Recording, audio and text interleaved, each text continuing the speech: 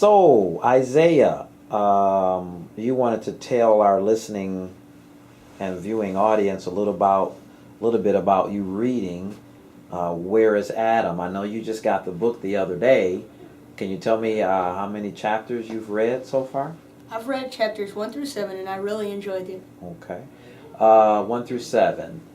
Can you give our viewing audience a little synopsis, a little sneak peek in what is happening in chapter 1 and why it's important to you?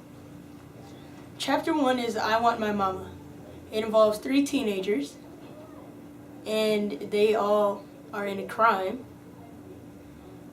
And it involves one innocent man that gets shot, but only one of those 3 teenagers pulled the trigger, but the other 2 got in trouble, got as in much trouble as he did. Well, can you draw a connection to that story, which is actually a true story? Can you draw a connection to that to your life? Yes, I can, because it's basically, the story is do what you're supposed to and be where you're supposed to be and don't be with the wrong people. So I know, like, I've been around some wrong people that are doing wrong choices, and if they get in trouble and I'm with them, I go down with them. Absolutely. That's a good lesson, yes? Yes, sir. Chapter 5, 6, and 7 have a really nice line of connection to them. Can you share with the viewers what chapter 5 meant to you? What's the title and what it meant to you? Chapter 5 is You Ain't My Daddy. I've seen people say this so many times when we have a male teacher or a substitute. And so what they say is, you're not my daddy because you're not the boss of me or of the such, because they just don't have the father figure in their life.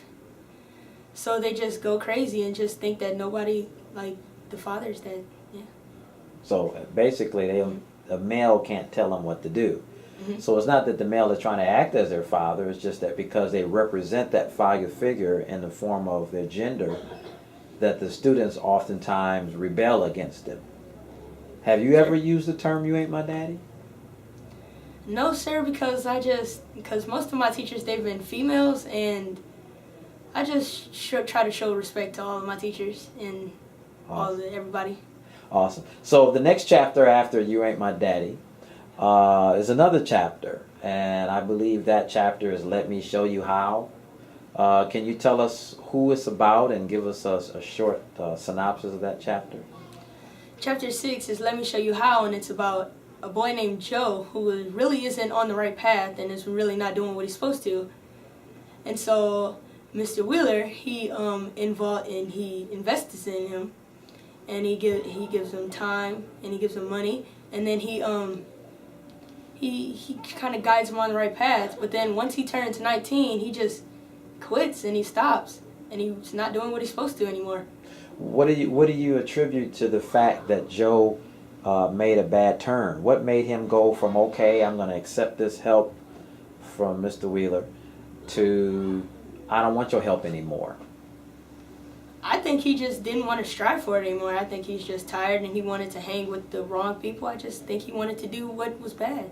He just wanted to do what he wanted to do.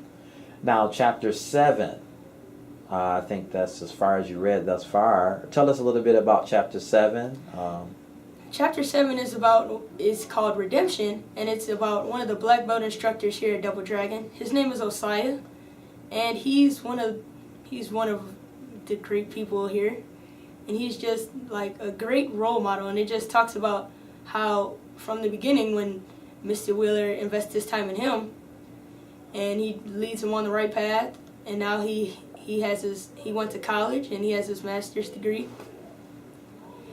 and he graduated in the spring of 2012, and he was just doing what he was supposed to, and he got rewarded for it. So what is the difference between Joe and Iziah? I mean, they're both young men. Joe, could you tell the audience where Joe's father was? Joe's father was in prison. And what about Iziah's father? Iziah's father had died when he was at a young age. So both of these young men essentially had no fathers in their lives. Mm-hmm. So why do you think that Joe originally accepted the help that was given to him, the mentorship, but then he turned it away. And then Iziah was given the same opportunities, and he's turned out to be a fantastic young man, done some great things. What is the difference between the two?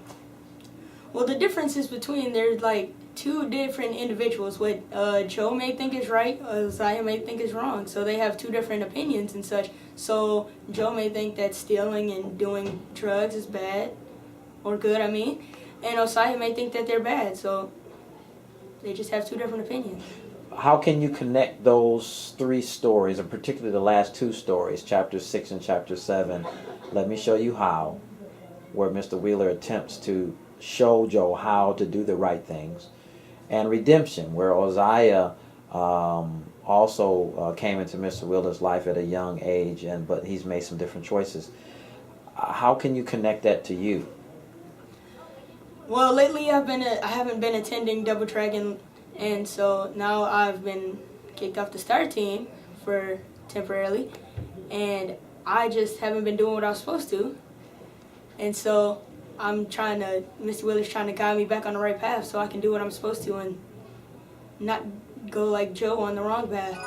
Is it easy? It's not easy, but as long as I have people to help me on the way, it'll be something. Awesome. Okay. Thank you, Mr. Iziah. I'm looking forward to you sharing with our viewing audience as you read chapters what? 8 through 10, sir. All right, chapters 8 through 10. And you all will be able to enjoy Isaiah's experience as he travels through Where is Adam? Understanding a Father's Role. And we encourage you to pick up your book today. Would you recommend anyone to read this book? I would recommend everybody to read this book because it's just such an amazing book and it's touched me and inspired me. Awesome. Thank you, Iziah.